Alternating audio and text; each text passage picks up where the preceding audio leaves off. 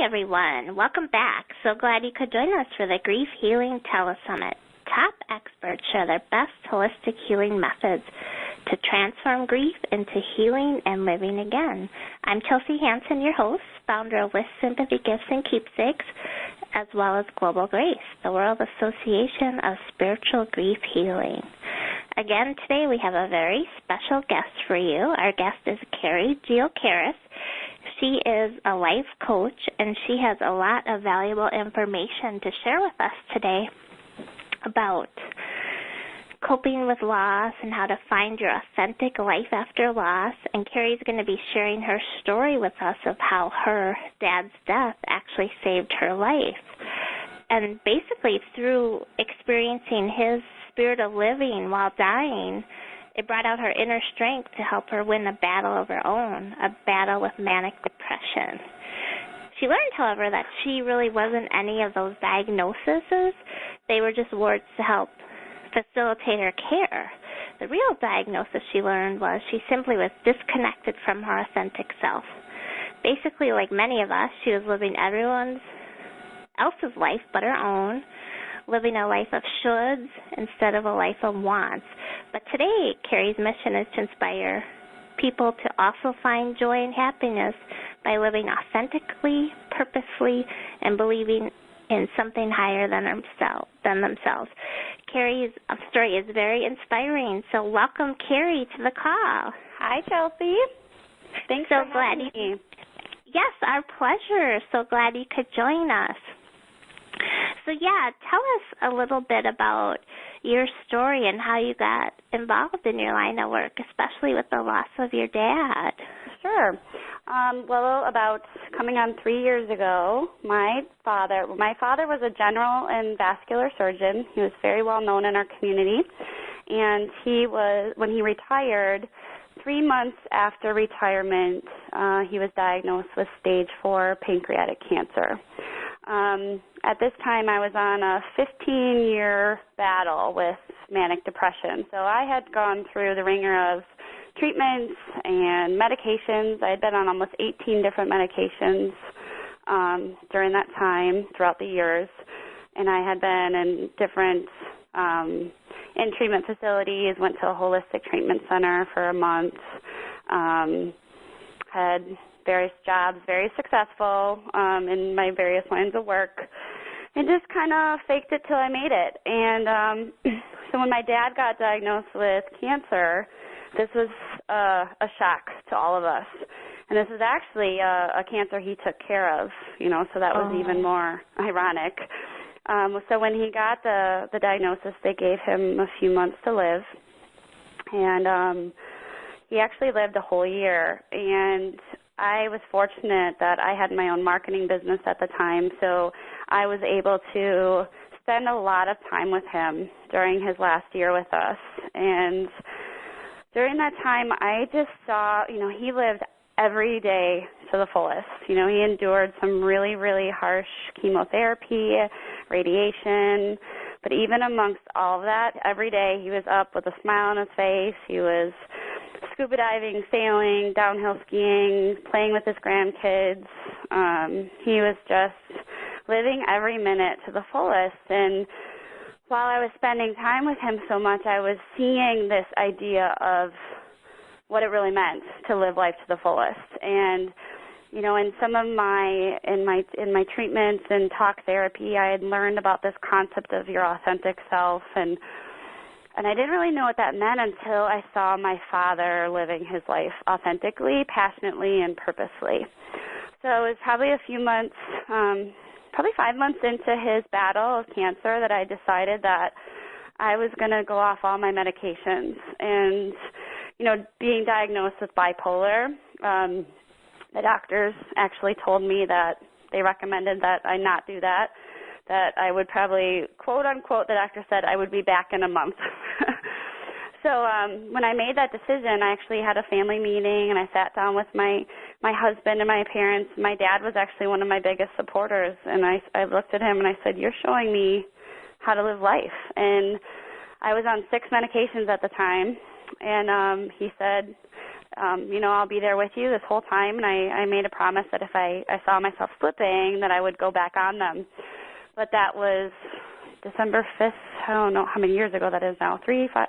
But anyway, I have not been on any medication since. And I actually, during that process, too, of when we found out the cancer had spread and pretty much we couldn't do any more treatments with my father, I had like a spiritual surrender. I remember going for a run and crying and running, and the sweat was pouring down my face, and at that one time I had no idea if it was tears or sweat anymore. And I fell to my knees and I just started praying. And at this time I never really had a connection with, I believed in some sort of higher power, but didn't know exactly what I believed in. And I just said, I know that I'm going to lose my dad. Help me through this. And it was that moment of this like complete spiritual surrender.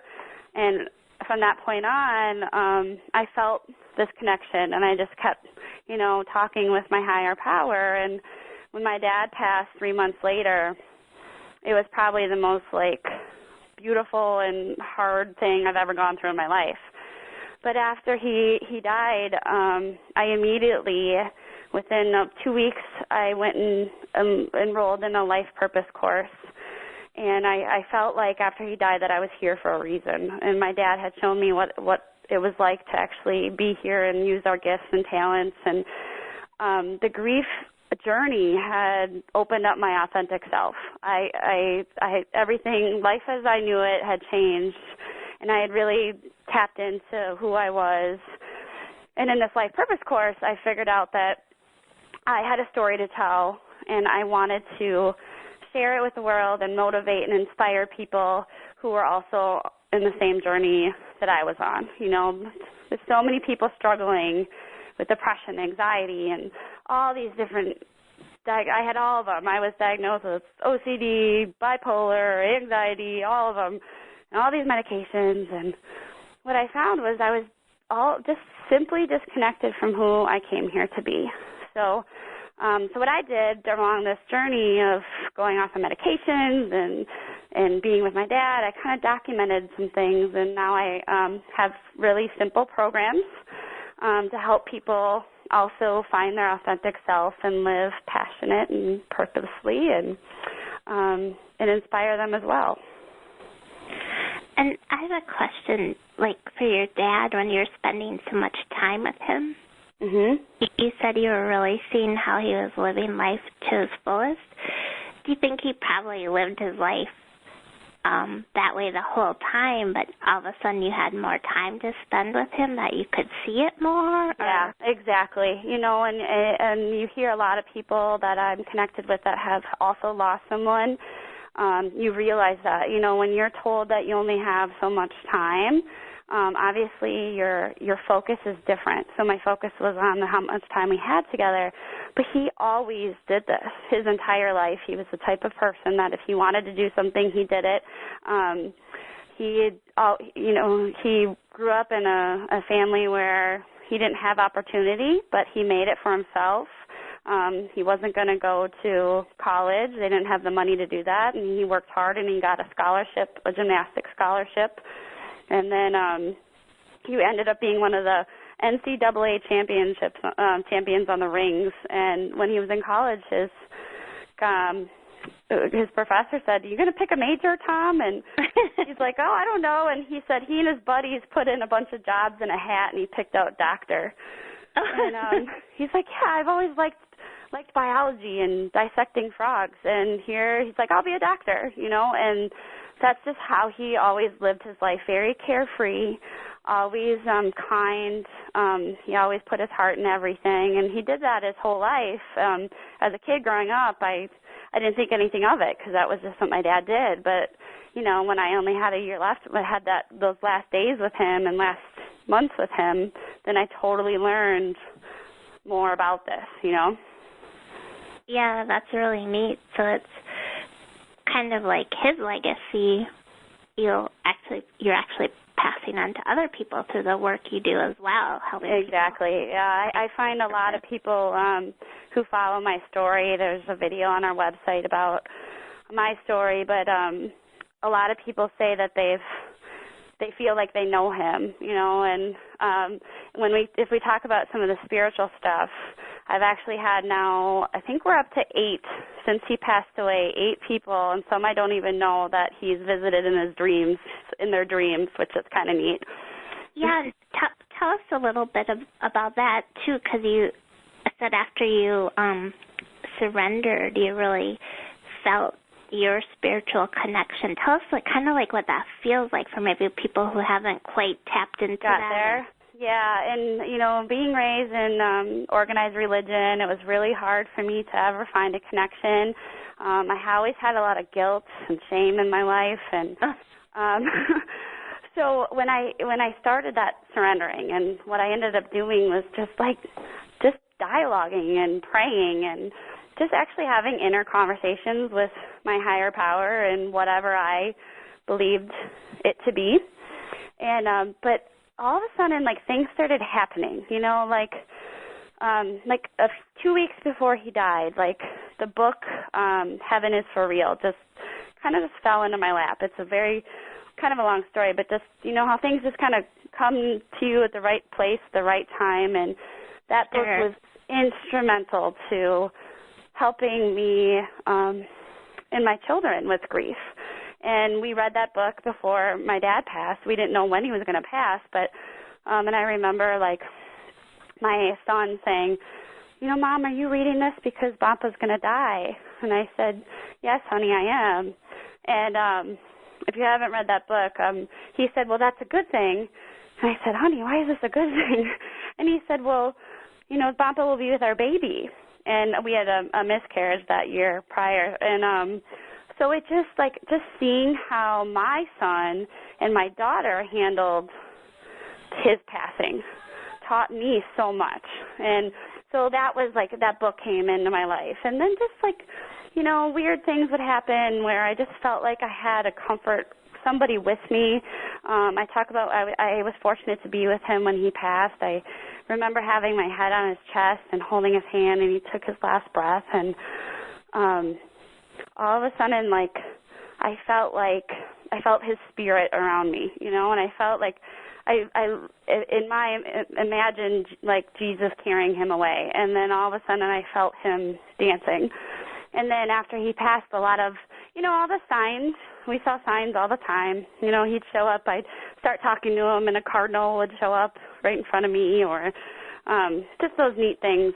And I've connected with him a lot in my dreams. I read a lot of books. Actually, during his wake, a woman gave me a book called Forever Hours, and it's written by a coroner, and she writes short stories about people connecting with their loved ones after they pass. And I actually went home the night of his funeral and read the book, and I read it in that one night. And it really opened up my mind to this possibility of still having a connection with him. I never believed in any of that. And I'm like, you know what, why not? If I can still connect with him, I want to. I'll do anything. So in the book, it gave you some tips, and I also read another book called Second Sight, and it's written by a psychiatrist who's psychic, and she teaches you how to use your dreams to get answers in your life and connect with your loved ones. And so I started doing that. Every night I would write in a little dream journal, and I'd dialogue with my dad. And I did it every night. And 2 weeks after his funeral, I remember getting really frustrated, and I'm like, he's not coming. And then it was a day later, he showed up, and it was so powerful. It was very cool. And he showed up probably, I think I have seven dreams documented so far. And I write them all down. I actually keep my computer by my bed now because I type faster. So I have these documented, and a lot of times he came with messages to me that have helped me along with the launching of my business, the launching of my last coaching program that came from his inspiration. He actually kind of got me to do that, and so it's been really neat. And then, you really read some awesome books. So you said Forever Ours and Second Sight. And then Heaven for Real, was that the kid version? Yep, that's the kid. I actually read both.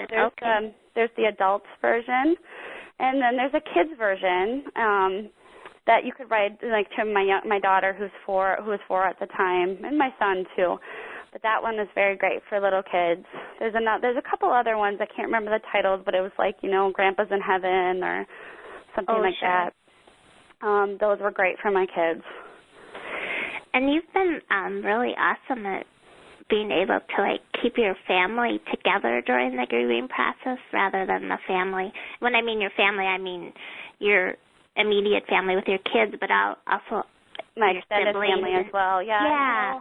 And you, Chelsea, were a huge inspiration to that, and we can tell the listeners, we met doing some marketing things together, and I was helping you market your business, and I remembered this, I was helping with some blogging and doing some research for some of your, some of the things you were doing, and I met you it was 5 days after my dad got diagnosed with cancer, and you were one of our first clients that came in right after he got diagnosed. And I remember it was very hard for me because, here I'm marketing sympathy gifts, and my father's fighting cancer.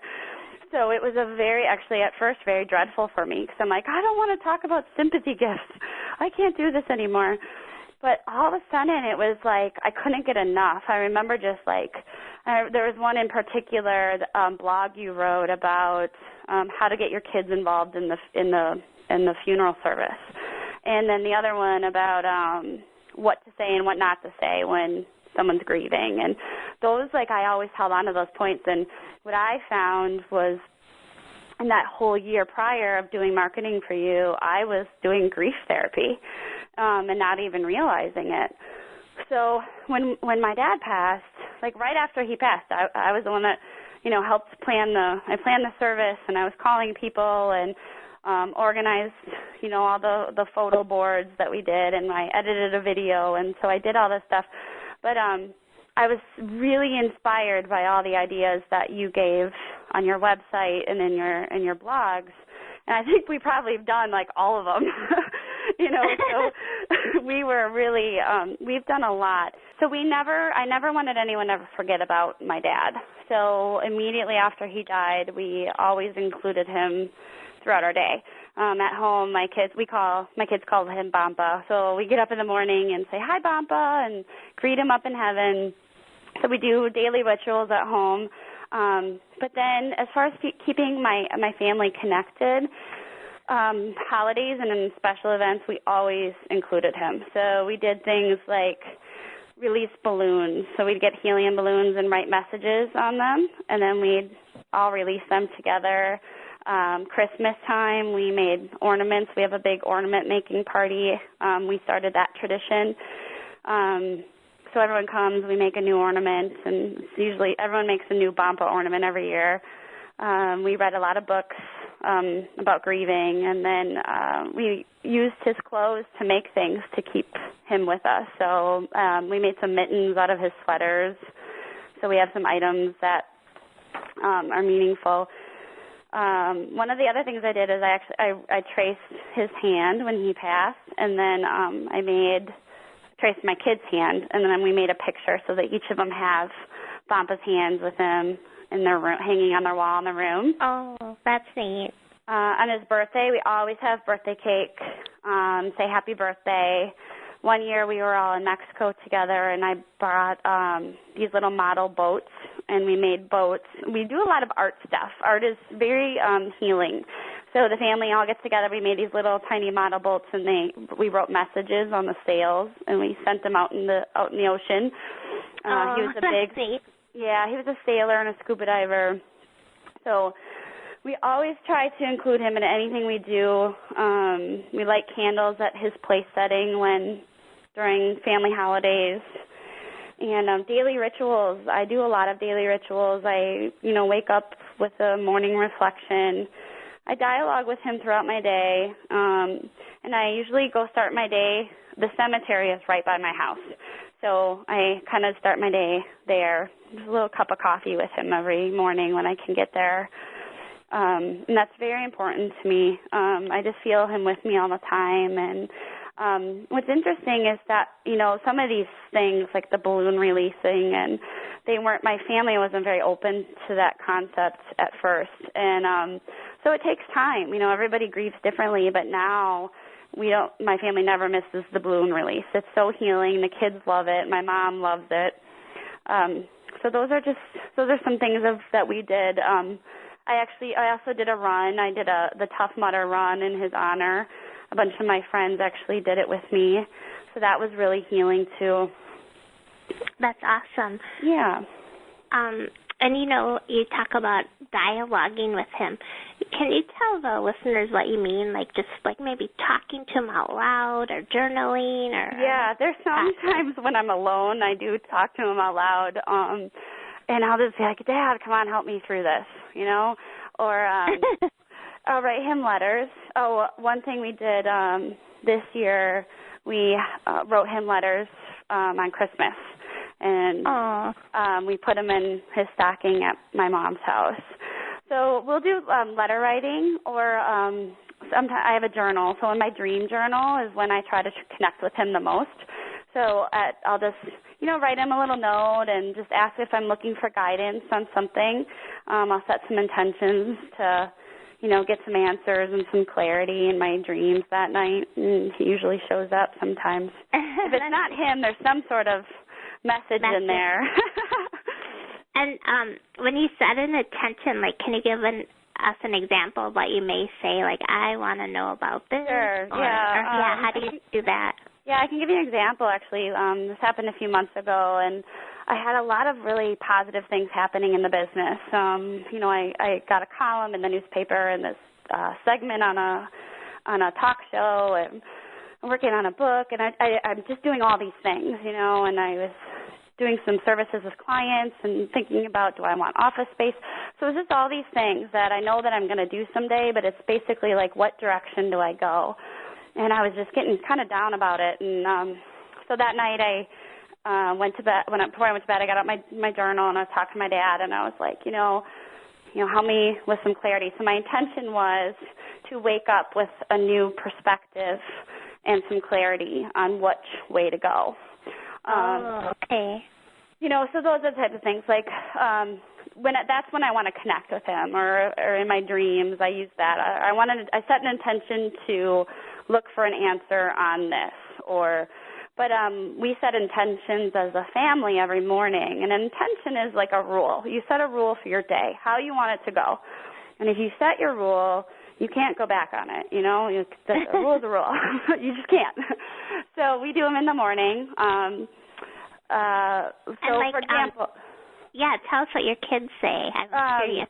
Because they're little. My son, who's 8, really struggles with math. He hates math. And okay. So he can get really down and frustrated. So his intention would be I'm not going to let math get to me. Today I'm going to be super positive about math. Or on the playground, if he's the last to get picked on the team or whatever, it's, today I'm not going to get upset about not being picked first. So those types of things. And, as adults, we can say the same type of thing. I'm not going to sweat the small stuff today. Intentions work really well if you be really specific about it. So instead of just saying I'm going to be positive all day, say, if I get negative about this, I will replace it with this thought. Or, So then you can get more specific and kind of keep yourself accountable. And then do you repeat it to yourself during the day, or do you only I actually have a lot of tools that we use. You can go really old school and use Post-it notes, which we have in our house all over. Sure.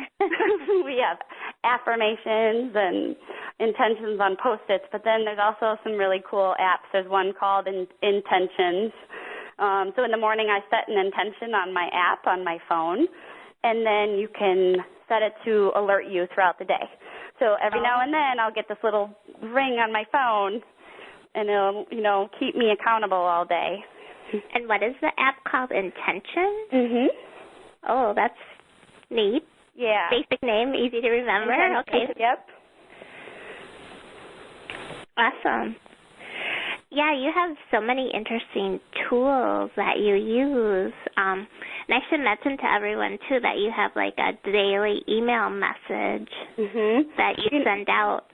Yeah, I love how to get that. Yeah, so I love writing, and when I launched the website, we all have a free offer of some sort. And what I wanted to do was introduce people to this idea of this morning reflection, a morning affirmation. Or that's really when I started trying to get through my dad's cancer battle, I had a lot of affirmation books. Throughout the many years of therapy, I have stacks and stacks of them. So instead of waking up to like a blaring alarm every morning, I have there's many apps for this kind of stuff too. I wake up to a nice reflection and read that daily. And just like an intention, it sets my day right. It gives me, I quiet my mind, and it just puts me in the right direction for the rest of the day. So on my website, on the top of it, it says you can sign up for free tips. And every morning, people and the website tell us the name of it. It's Simply Kerry, so SIMPLY Kerry, KERRY.com, simplykerry.com. And if they put in their email, they can get an email every morning with my little reflection in it. And then also under the free tab, there is a free ebook, and it's 10 transformational steps you can take right now. And these are the 10 top things I did when I was going on my journey of going off my medications and on my journey of finding health and happiness. So there are 10 things that anybody can do right now. And the neat thing about Carrie's work is, of course, it's called Simply Kerry. She does like to keep things simple for you. So everything's simple and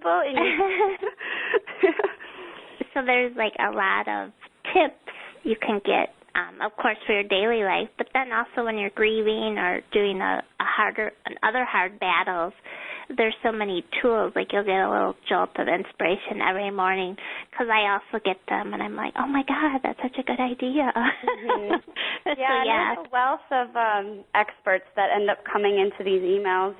My kids are big inspirations. I always talk about connecting with your inner child and your authentic self, and there's nothing more authentic than my children, my 5-year-old especially. Unfortunately, around age 8 is when we start kind of seeing that conditioning happen.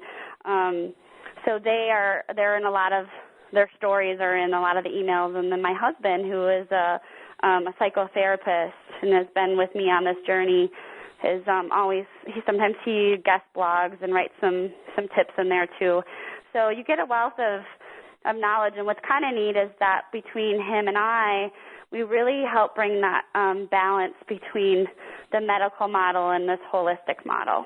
Because sometimes it can be very scary for people, or people think it's cuckoo, and so we can help kind of make that transition not so scary and a little bit simpler for people.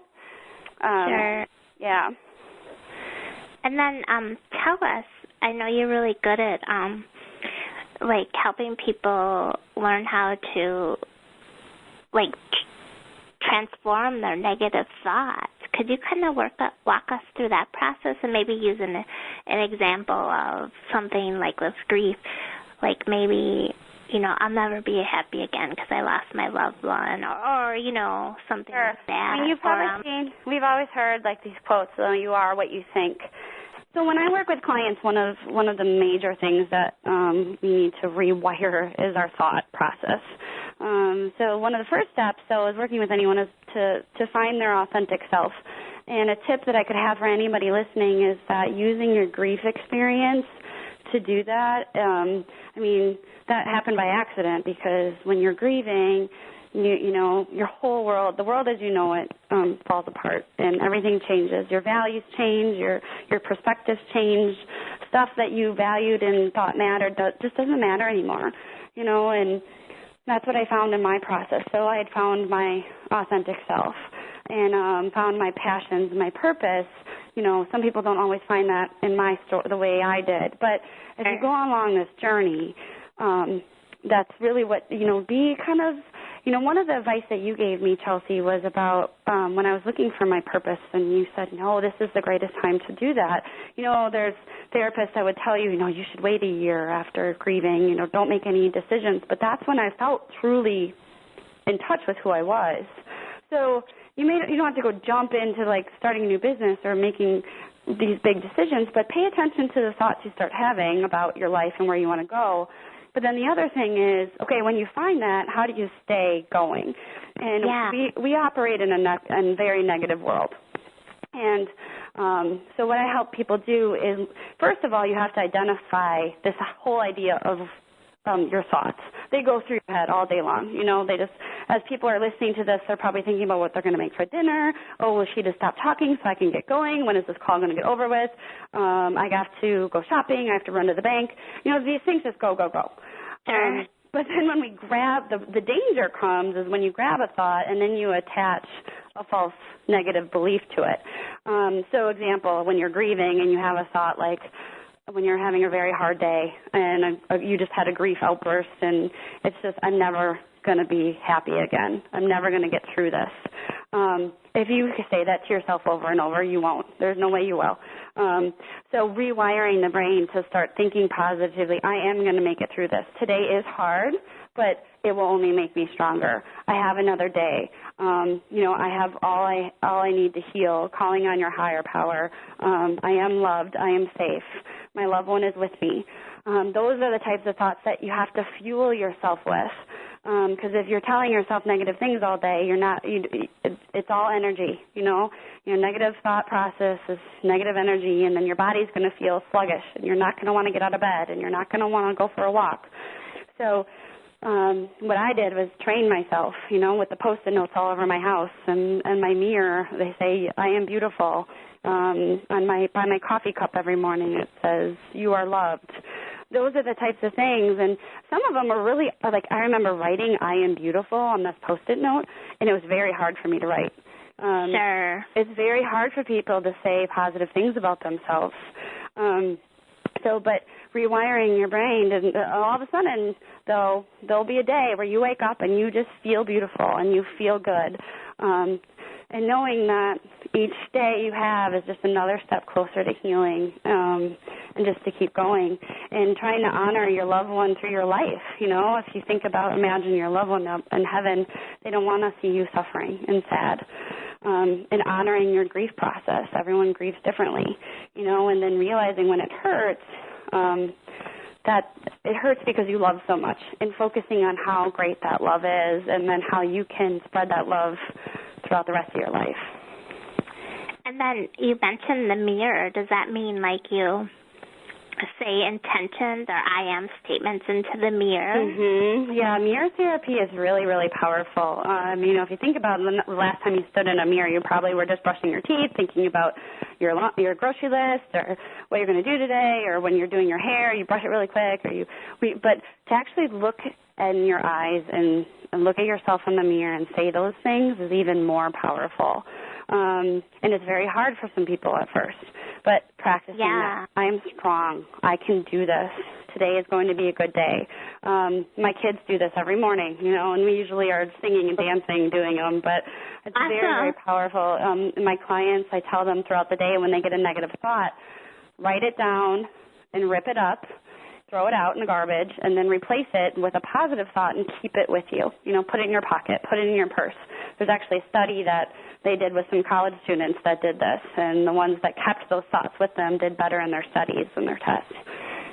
Awesome. Yeah, and it's like you're writing basically the exact opposite, right? Oh, yeah. And, some people, my clients that come in and just these horrible negative thoughts, and I have to, reverse them, and they're like, I don't know how to do that.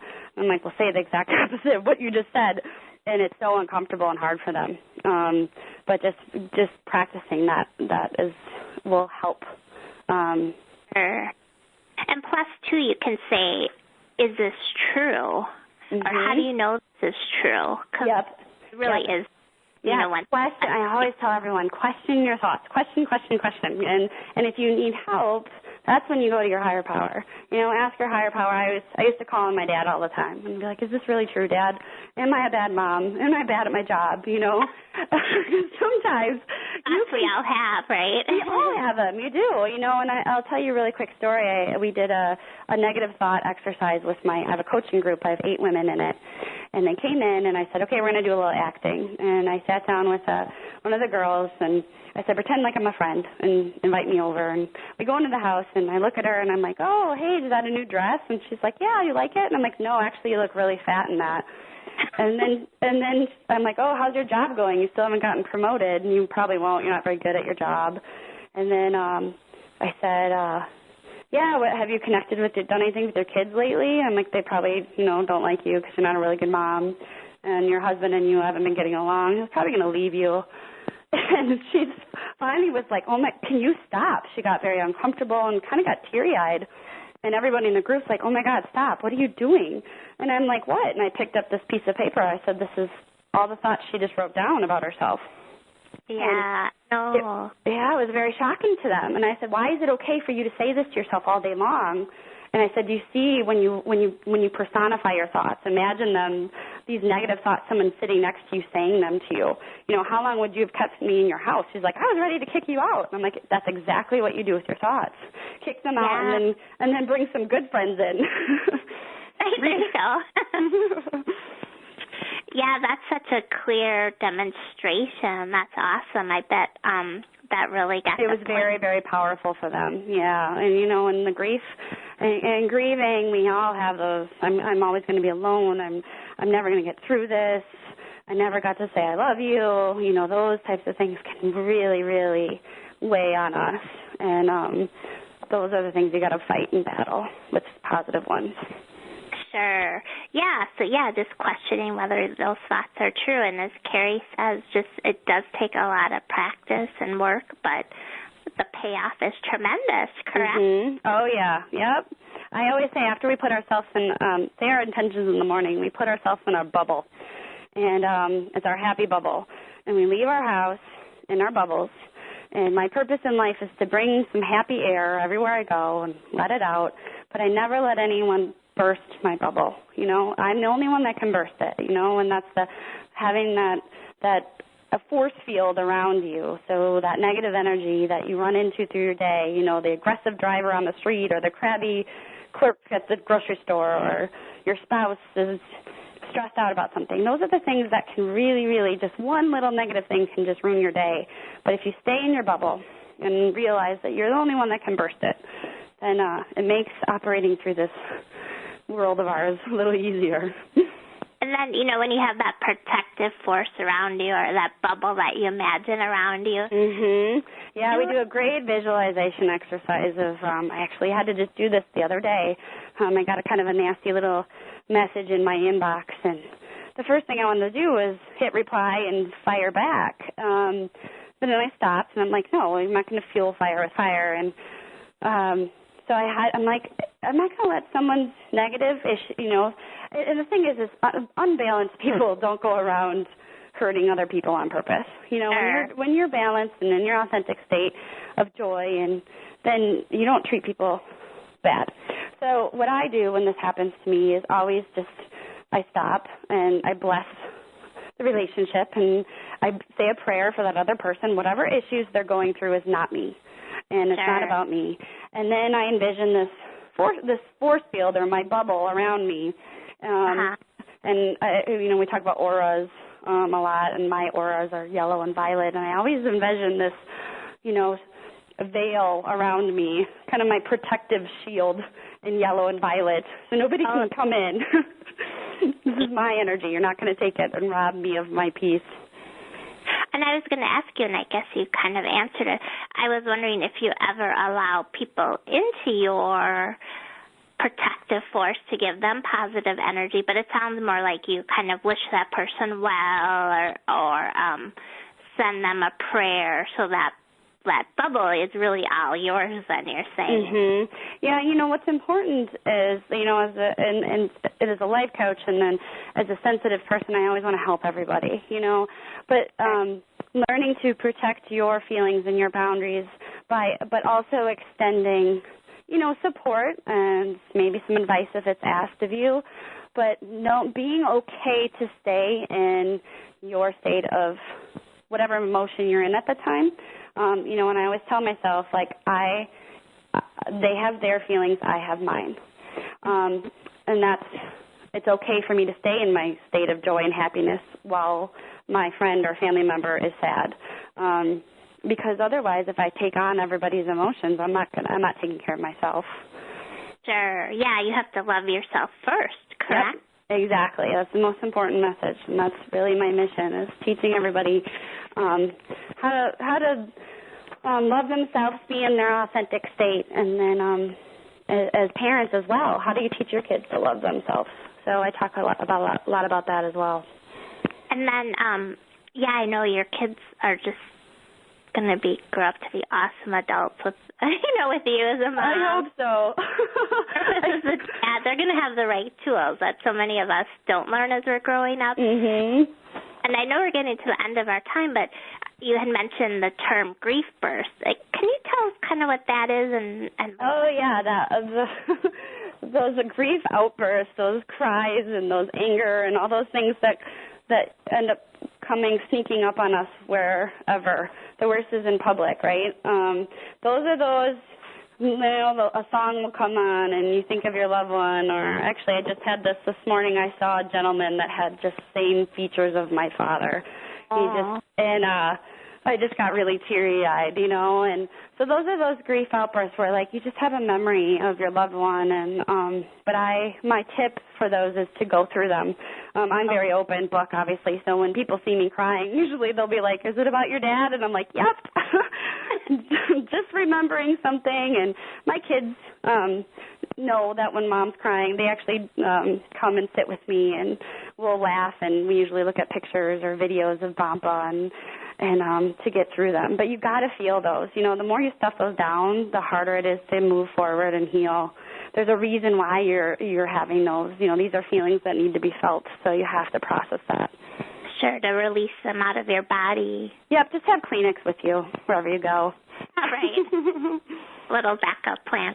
And recently, Carrie and I had done a workshop called Joyful Grieving, and one of the participants had a very hard time being assertive with her family, like to go cry in another room or not want to make them sad.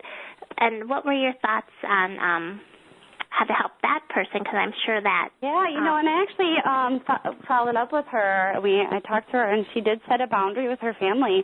Not so much a mean boundary. It was just like, I need to process these feelings. So... she grew up in a family that, you don't cry, you don't express your emotions. And she's like, sure. These are feelings I need to feel. And they understood. Some of the times, when we feel like our family don't support us, it's those are false beliefs too. I asked people the same question. I said, is that really true? And you find that they've never had an open, honest conversation with their family members because they're too afraid. Everyone's scared to talk about it, especially with grief. But once you have that, what you think is going to be a difficult conversation, it's not that difficult, So when she actually, now they're opening up more. That grief workshop opened her eyes to this idea that, when you are grieving, you got to talk, and you're going to cry, and you're going to get angry, and you're going to have all these emotions, and why are we all doing this alone and not together? Sure. And sometimes it just takes one person in the family to open up and just say, hey, I'm having a hard time here, or this Christmas is going to be hard for me. Can we do something different, So starting to just if you can get yourself to have that conversation, it can open the doors to a lot of healing. Yeah, that's awesome advice. That's just awesome.